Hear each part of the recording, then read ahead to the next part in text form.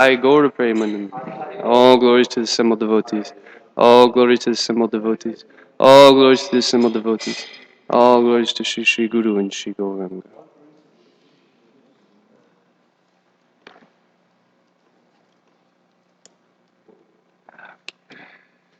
Continuing from Srimad Bhagavatam, 6th Canto, Chapter 16, Text 40.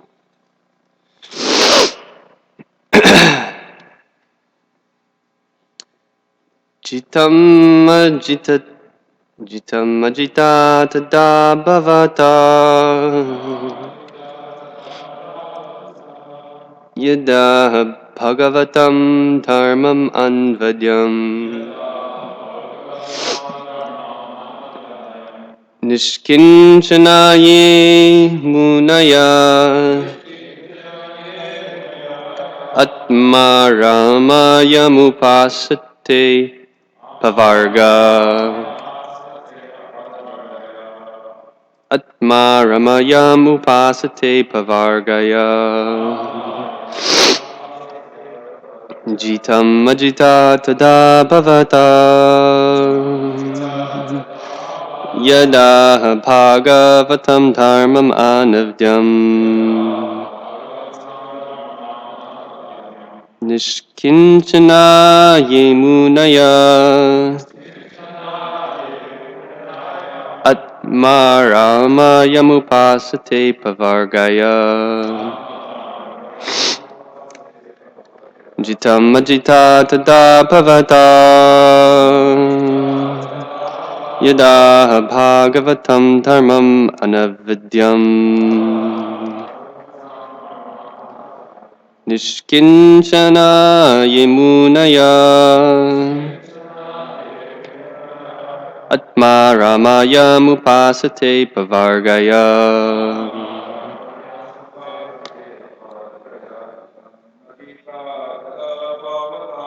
jitam ajita tada bhavata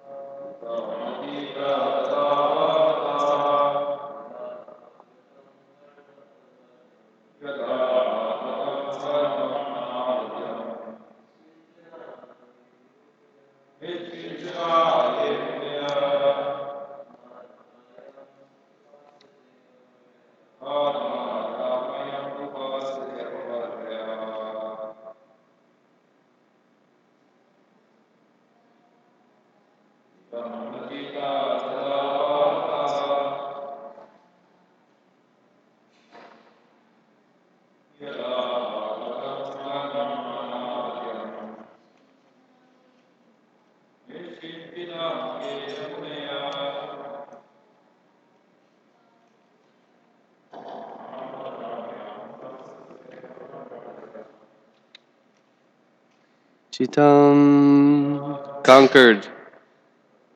Ajita, O unconquerable one. Tada, then. Pavata, by your lordship.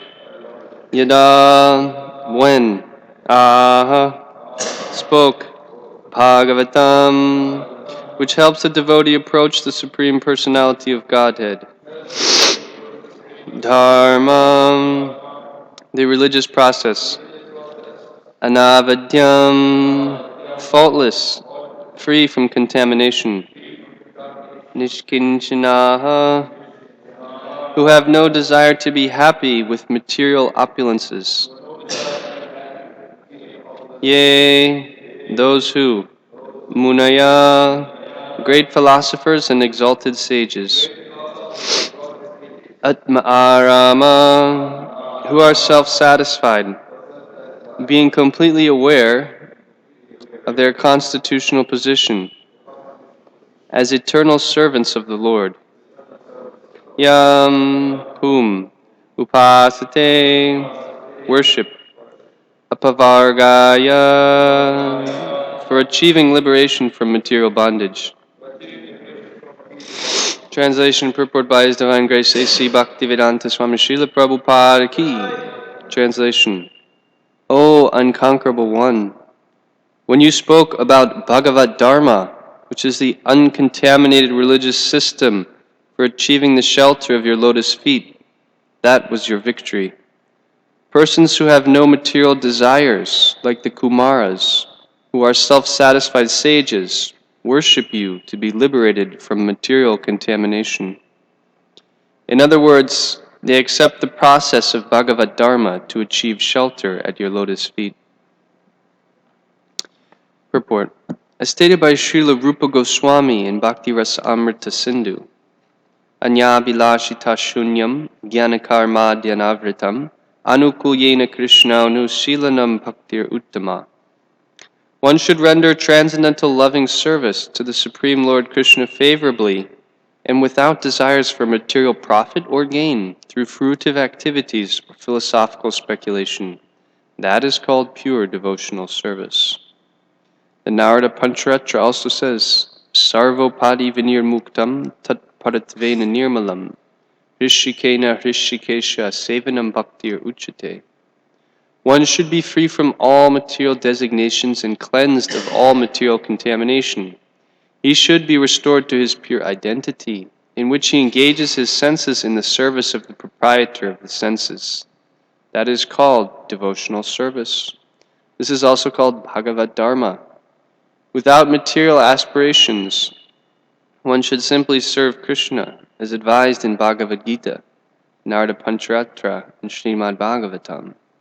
Bhagavad Dharma is the process of religion enunciated by pure devotees, direct representatives of the Supreme Personality of Godhead like Narada, Shukadeva Goswami, and their humble servants in the disciplic succession.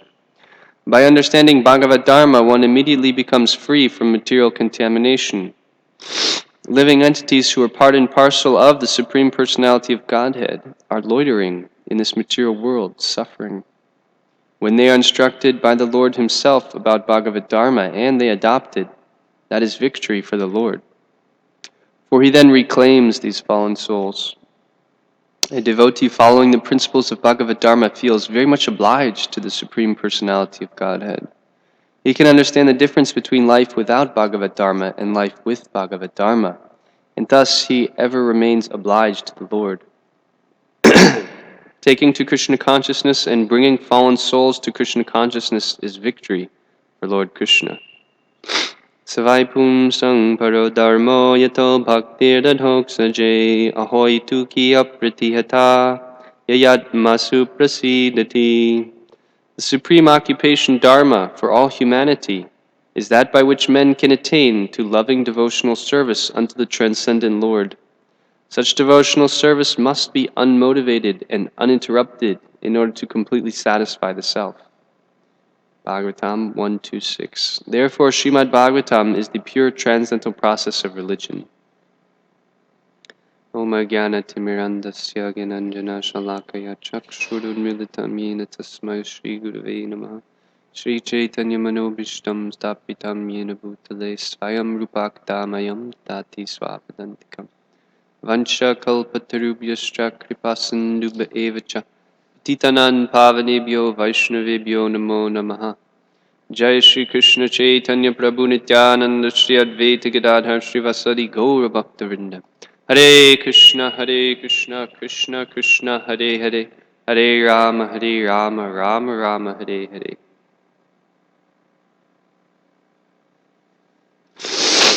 Translation repeated. O unconquerable one, when you spoke about Bhagavad Dharma, which is the uncontaminated religious system for achieving the shelter of your lotus feet, that was your victory. Persons who have no material desires, like the Kumaras, who are self-satisfied sages, worship you to be liberated from material contamination.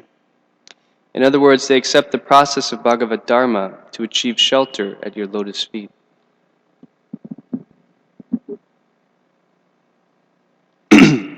Hare Krishna. So we're hearing about the Bhagavad Dharma. Generally, there are many different types of religion, spiritual practice, and unless a religious system is able to culture pure love of God in the individual, then that religion can't said to be fully effective. So the Bhagavad Dharma, or the Srimad Bhagavatam, is offering the opportunity to everyone to actually achieve the position of pure devotee, which is actually the most rare thing in the world. So this is the incredible mercy of Srila Prabhupada and our disciplic succession of making the most rare thing very actually attainable for anyone and everyone who is sincere to reach that goal. That the process is given by the Acharyas and by Krishna, and then it remains with each individual how much sincere they are to actually achieve that goal. So this is described as victory for the Lord. Of course, Krishna is all victorious. Everything is simply a manifestation of the Lord's glory. But particularly it's being pointed out that victory for Lord Krishna is when the fallen conditioned souls are reclaimed back to Godhead. This is a particular victory of Krishna, because it's a manifestation of Krishna's mercy, because the conditioned souls, actually they left Krishna's association. So Krishna is not obliged to them. It's not some requirement, like if a son leaves his father, the father doesn't have to do anything. He can say, well, I wish him the best. But Krishna is so perfect that one of his perfections is his mercy. His mercy is described as actually his greatest quality. And everything in existence is nothing but the energy of Krishna, or manifestation of Krishna's mercy. So that's how we have to see everything around us, everything in the world. This entire manifestation is a manifestation of Krishna's mercy, because the material world is an opportunity given by Krishna. Even though the fallen conditioned souls don't deserve it, we don't deserve to get the mercy. Just like if you're in a relationship with someone, you're talking with them, and the other person just walks away. Then how do you feel? You don't feel so good. You're not so inclined to that person, right? Or what if they say something really mean to you, and then they stomp off and away? You're like, okay, I tried. So basically that's what the conditioned soul has done, is that he's turned his back on Krishna. It's described like that. That actually we turned away from Krishna, and there's no real remedy for that. There's nothing that really can fix that mistake unless Krishna gives his mercy. And so just like a loving father, a loving parent, we can always have faith and appreciate that Krishna is continually calling us back to him in so many different ways. And actually at every moment is that opportunity to turn back to Krishna. But if our mind is polluted by material desires, as we were saying, without desire for material profit or gain. So when the mind is clouded by fruitive activity, material, I want some desire, then we miss that opportunity. We miss that opportunity to go back to Krishna, to manifest that sincere desire. So therefore the devotee, he's always on guard. He's always carefully monitoring his mind and his consciousness. What material desires am I harboring? What type of fruitive activities am I still engaged in? What type of philosophical speculation?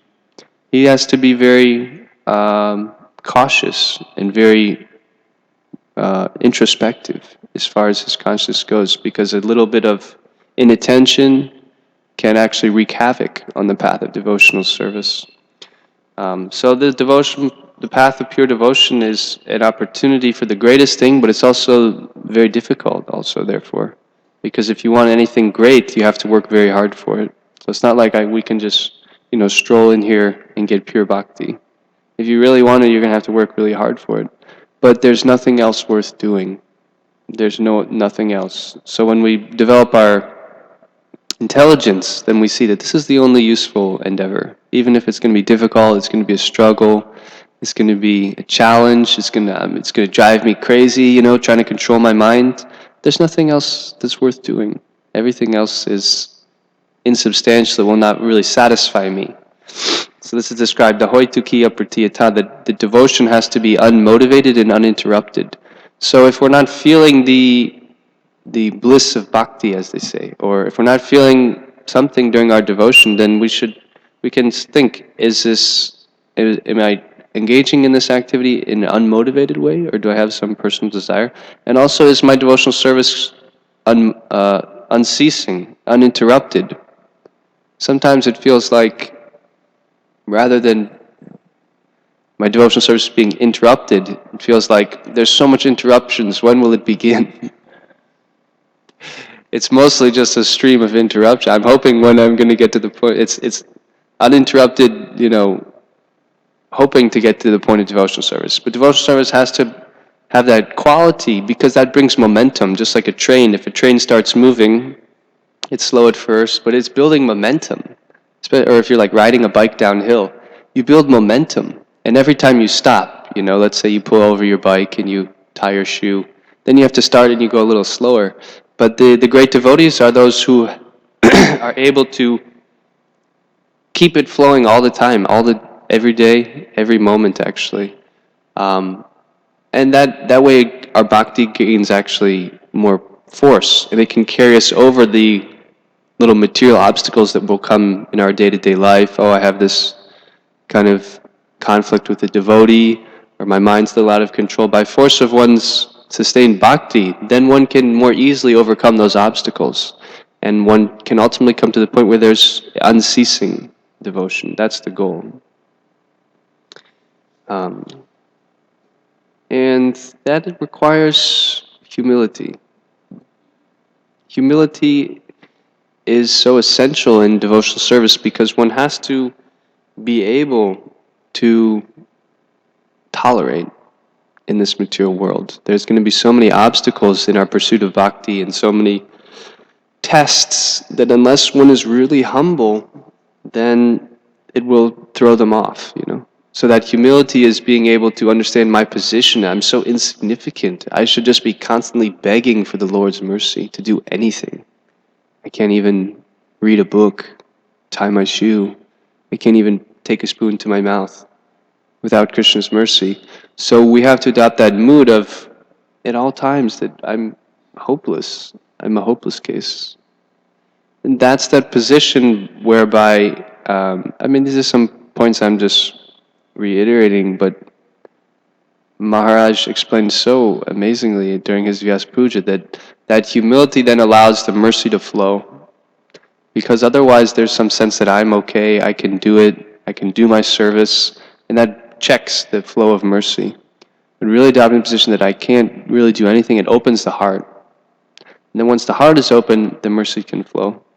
And we'll be able to experience reciprocation from Krishna in our services.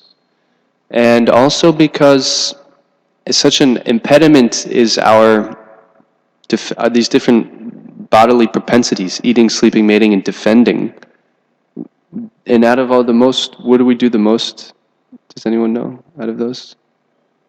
Yeah. It's described as defending, actually. The defending propensity it's so pervasive in a conditioned soul. And when we're in other devotees or something, someone says something to us, something looks at us, that's what derails our bhakti. We're trying to get this momentum, and then we have some little thing, and we can just observe how our mind just shoots off somewhere totally, and Krishna's totally out of the picture. So that humility is the only solution. That understanding our little insignificant position, if someone is rude to me or something, that's their mercy, because that humbles us. That, oh yeah, I thought I was such a great Prabhu, or Mataji. I thought I was such a great devotee, but he's treating me like I'm nothing. So immediately the mind will try to react that this is a great injustice, this is an abomination, I need to correct him. But actually the more mature he thinks, that's so nice. So many other devotees are saying, great job, Prabhu, great job, Prabhu. This devotee is being so merciful that he's saying, that was terrible, or that was so. So that type of humility, that's what Lord Chaitanya says, that amanina manadena. I'm offering all respects to others. I don't want any respect in return. As long as we're still hankering after any respect, or just, people dealing with us in a nice way, if we're attached to that feeling, then the bhakti is going to always be anishta. It's always going to be shaky because it's depending on circumstances. But when we come out of this bodily concept, sarvopadi vinirmuktam tattvaritpena nirmalam, free from designations, that I'm just a spirit soul, a tiny insignificant spirit soul, then that momentum can build, because it's not dependent on the externals, it's not dependent on the circumstance, it's just dependent on my sincere desire to serve Krishna in any circumstance. And my service to Krishna is not some great, some great thing I'm doing for Krishna. Krishna's really appreciative of my service. No, it's simply an opportunity. What service does Krishna need? He's God. He can do anything right away. He can do anything he wants right now. All the services that we're doing, he could easily have covered. He could easily do everything, but he's giving us the opportunity. So our service is not in the mood that I'm rendering some very valuable service to Krishna, but rather Krishna's giving me this opportunity. I hope I can, in a very humble way, see the great devotees. They're endeavoring with so much intensity. They're just 24 hours, they're giving everything they can, but they're not thinking this is some great service. They're thinking, I'm hoping Krishna will accept just a small portion of this. Hopefully, maybe I can please Krishna and his devotees a little bit by all this devotional service. What's his name? This great Brajbasi devotee in our movement in Vrindavan. He came, Dinabandhu. Dinabandhu once said that our service is not so great. It's like a burnt chapati, We're thinking our service, it's like it's a burnt chapati service. So many imperfections are there. But the idea is that the humble mood of offering of love, that Krishna will accept that. That's what this service is an opportunity to do. And when he sees that sincere, humble mood of service, then he's more pleased and more inclined to show so much mercy upon us. As we said, this mercy is the greatest quality. And just by sticking to the process, we can always think how much is in store for the sincere devotee. We have no idea what love of God is. Prema bhakti. We can't even imagine what that experience would be like. But so exalted that material happiness, completely insignificant, even Sayujya Mukti, the liberation of Brahman, merging into Brahman, which is described as like, in the traditional aim of life, moksha, unlimited eternal happiness. But that is compared to like the water in a hoof print. So you have to look at these Goswamis. What are they relishing? Where the greatest happiness in existence is like a little drop compared to an ocean. So that's actually what's in store for us. That's what's at the end of the marathon, or the race. It's not even a marathon. It's just, Prabhupada said, in one lifetime, anyone can achieve perfection. So, by staying in association with devotees, the Maya will test us in so many different ways. She's got so many different tricks up her sleeve. And Maya is just the energy of Krishna. So for the devotees, Maya is actually helping them. She's showing us, okay, I have to get to another level of service. Otherwise, I'm feeling shaky. I'm not on solid ground. So the devotees, when we get the challenges and the struggles, we have to see that that's Maya helping us come to another level, a deeper level of devotion. For the non-devotees, Maya is punishing them. She's chastising them. She's smashing them. But for the devotees, it's working in a different way. It's just the internal energy of Krishna, actually. It's Radharani. Because Maya and Devi, they're expansions of Radha. So it's Radharani working in different ways to help the devotees, actually. And Radharani is described as the most compassionate, merciful mother. So she is very pleased when devotees are in harmonious relationships. When devotees, she's described, she nourishes our bhakti. Bhakti creeper is nourished. So we need to make sure that our relationships are very loving and harmonious. And then the mercy potency, the internal energy will come. Otherwise, it's very difficult to please Krishna. We can't serve Krishna independently without Radharani's mercy. And she wants to see that the devotees are having very nice relationships with each other, respecting each other, and serving the devotees. This is considered a greater service than serving Krishna himself, serving the devotees. So at all opportunities, we live amongst devotees. We have to see that as an opportunity, not as a burden or challenge. This is a great opportunity to serve devotees. We have to take pleasure in doing little services for the devotees. That's what great devotees. If you look at devotees like Vishnu Jan Maharaj, he wasn't just swimming in the ocean of nectar, just serving devotees, new bhaktas. He was doing their laundry and things like that, and he got so much enthusiasm, so much mercy by serving devotees. So that's how we can see the opportunity that we have here in the temple. So the Bhagavad Dharma is distinct from the mundane dharmas and the different so-called religious processes that are nowadays more geared towards sense gratification. You worship God so you can get something. We don't want to approach Krishna for anything, actually. The proper mood is that you've done so much for me already. He's saying here how much obliged one is to the Lord.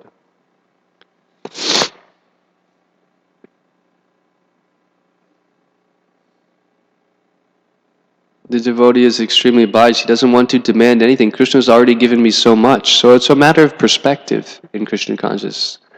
It's a matter of how we're seeing the mercy that Krishna's giving and the association, all these things that are in our life. How are we seeing them? How are we valuing them? Because if we're being ungrateful, we're just taking it for granted. Ultimately, like if some son is getting so many gifts and favors and things from the family, but he's never being appreciative, it slows up the flow, right? It's like he doesn't even appreciate, so there's going to be a diminishment. But rather, on the other hand, the other kid who's always so grateful for even the smallest things, he gets more and more. So it's aligning our perspective to appreciate. We don't ask for favors from Krishna. Already knows what we need. So a higher principle is just to ask for service. That's the ideal. And taking to Krishna consciousness and bringing fallen souls to Krishna consciousness is victory for Lord Krishna. So this is Krishna's desire. Krishna is already complete, he has everything, but still he sometimes feels some wanting to enjoy with all of his parts and parcels. And that's natural, because all this. So this is when we meet with anyone who's not a devotee, then we should feel something in our heart that this is Krishna's part and parcel. This is a very dear devotee of Krishna who's been separated. So is there anything I can do to help reconnect them?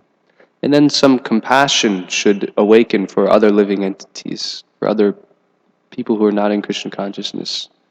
We want to make sure when we're doing our outreach and preaching activities that actually we're feeling very concerned for them. We have to discriminate. We don't want to think, oh, these are all just the fallen karmis. These are the rascals, envious. That doesn't really soften the heart. And really the preaching is the opportunity to develop compassion for the other living entities. And then by that compassion, Krishna becomes pleased. And our acharyas and our guru becomes pleased. That's the mood.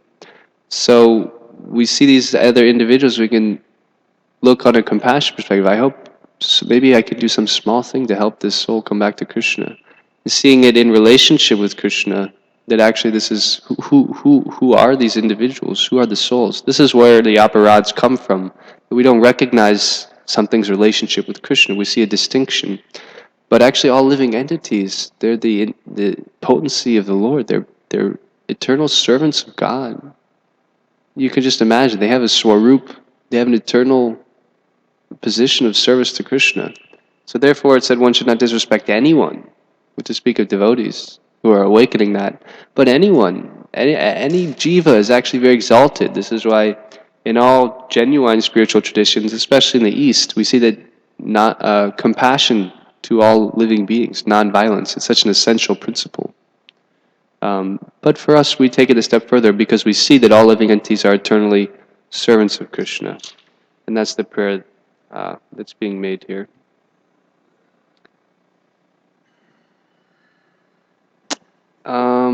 So it's 8:10. I think maybe we'll pause there for now. Thank you for the opportunity to speak a little bit, and I hope I can serve you by this. I'll take some questions. Mother Ladini Shakti has a question. Oh, your first question.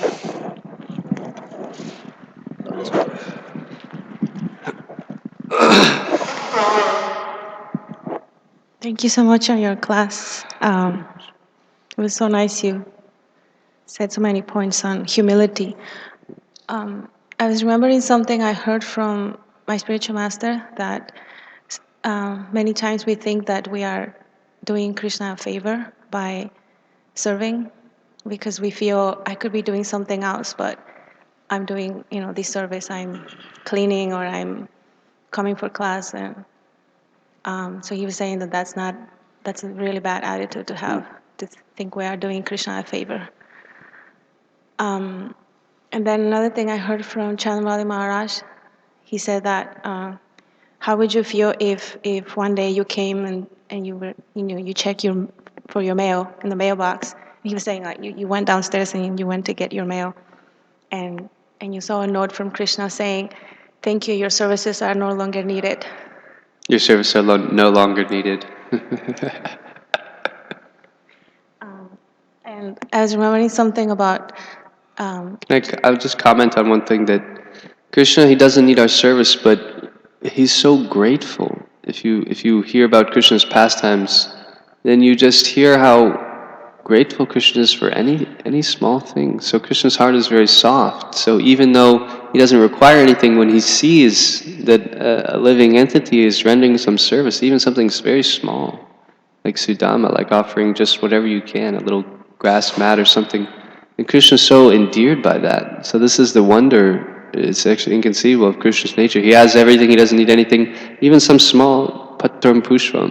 Krishna will be pleased by that. So it's a attraction, one of Krishna's qualities. It's very attractive. Yeah.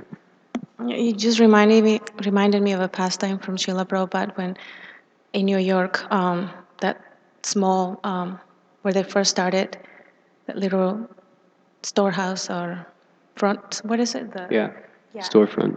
Yeah, and Prabhupada was giving a lecture, and this drunkard came in, and he went straight in the bathroom, and he put something in the bathroom, and devotees were very annoyed that he was interrupting class. And after he left, Prabhupada said that his service has just begun, because he just put some toilet paper, I think, for the devotees. And the devotees were not seeing that, but Srila Prabhupada was saying his devotional service has just begun. Yes. That's funny. It's nice. Yeah, our own Raktak Prabhu. I don't know if you've heard, but he was associating with devotees when Prabhupada was there, and he donated a motorcycle, a really nice motorcycle. And Prabhupada actually saw that motorcycle. He said, "Who has done this? Who's donated this?" And they said, "Oh, it's Bhakta." Prabhupada said, "He will become a devotee." Yeah. And that's the blessing of the pure devotee. So, Jai Raktak, he's very fixed up. Okay, something else? Getting the point that how to keep ourselves hanging in the process is more important, because our mind will definitely push us to do so many things, but the way you had reconfirmed and reiterated the point, staying in the process instead of having so many challenges and working in the process, it's very important rather than following the mind and You getting have to out of the examine what process. is the mind saying? What is it offering as an alternative? Oh, you can do what? You have to analyze and discriminate. That just see how it's Maya. The devotee's always on guard against Maya. He's always cautious, outside, inside. It's Maya. So in one sense, we're Krishna conscious. We're also Maya conscious. We're also seeing every time some weird thought comes, the intelligence impure. We're saying, that's Maya. So we're always careful, on guard, Because what is it going to offer? Oh, you'll be happy doing X, Y, Z, you know? And so you have to dissect that. Well, let's actually consider, okay, mind, that's what you're thinking. But let's actually consider that if I go off and I start living on my own, and then you have to analyze and see that's not viable. So once it gets in the intelligence, then you see through the preaching of the mind. The mind is preaching according to its past tendencies, like we've been talking about in the Gita class. It's just according to our past tendencies. Well, I'm used to being a lazy rascal, or I'm used to being enjoying. So this is very strange and different for me. It's just because of what the mind's been doing in the past. It's nothing really viable. It's just the mind's attached to what it's been doing for the past so many lifetimes. Away from Krishna conscious. So it's very important. This point is that how to fight with the mind and how to be humble, staying in the temple, because our mind will try to find, okay, you are the best. He has done this. He has done this. He has done this. But try to work out the situation and stay in the process. The more we think that we're elevated, then the less mercy we'll get. And the more we think we're lower, then the more mercy we'll get. Yeah. Thank you.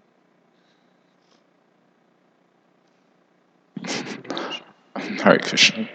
Very nice class, especially on the spot. You give a really nice class on the spot. So, you were mentioning that everything is essentially a manifestation of the Lord's mercy. So this reminds me of a particular verse that I was discussing with Nityananda Prabhu a while ago. It's in 264 of the Gita. It says, Raga Dvesha Vimuktai Vishaya Indriya Charam Amavasya Vidya Maprasadamadi Gachati. So it basically says one who is free from all raga and dvesha, attachment and detachment, is able to, and who's able to control his senses through regulative principles of freedom, is able to obtain a complete mercy of the Lord. So we may think, I had a question to Nityananda Prabhu about this verse. It says, one who is free from all attachment, detachment. So in our normal sense, detachment is good. But I asked them the question that, is it similar to the Bhoga Tyaga program? Like a child, he goes after some enjoyment, then he suffers, then he renounces it. So this type of renouncement or detachment is not actually detachment. So we may think if I control, all my senses and I'm, attached from detachment, then I'll be able to get the mercy of the Lord. But in one sense, as Prabhupada mentioned in this verse, he mentioned the word Rishikena, where he quoted the Narada Pancharatra, that basically it's not possible to control the senses without the mercy of the Lord. So we may think, okay, if I control my senses, then I'll receive the mercy of the Lord. So can you assimilate those apparent contradictions or that actually it's impossible to control the mind without Krishna's mercy. Sometimes if we're thinking on my own endeavor, by my own practice, by my own sadhana, let me just really try to control the mind. It doesn't happen. So Prabhupada explains that in Gita, that the best process of controlling the mind is chanting Hare Krishna in all humility. Because that means I'm just begging that I can't do it. I can't do it. I can't control my mind. I can't control my senses. So, in that type of mood, then let me try to apply the process, and then Krishna's mercy will control the senses. Senses are Krishna's energy. Mind, intelligence, it's all Krishna's energy. Krishna controls his energy. We don't control it. But if we have the desire that I want to control the mind and senses so I can serve you, then Krishna will control the mind and senses automatically. It's extremely difficult to control the mind. But if we take up the process and we try to follow it for Krishna's pleasure very strictly, then Krishna will easily control his own energies. Thank you. So this reminds me of one last point, that pretty much you could say any verse of the Gita, practically everyone says it's impossible to control your senses. Like 1 and 260, it says the senses are prasabam, like forcing one to do sense gratification. So I was meditating on this point, writing my little hip hop lines.